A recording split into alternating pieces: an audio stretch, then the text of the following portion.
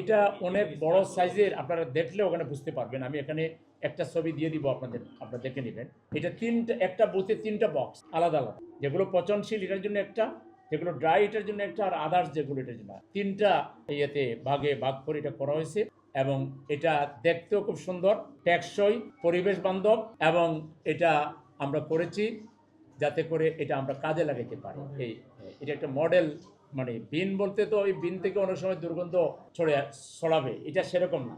এটা যে বক্স করা আছে, এটা ছাড়লে আপনি নিচে চলে যাবে, দুর্গন্ধটা উপরের দিকে আসবে না। মানে এটা পরিবেশ বান্ধব এবং খুব টেকসই, এটা খুব দামি একটা জিনিস। মানে এক একটা বিন করতে কমপক্ষে 20,000 টাকা খরচ হয়েছে, বুঝতে পারছেন?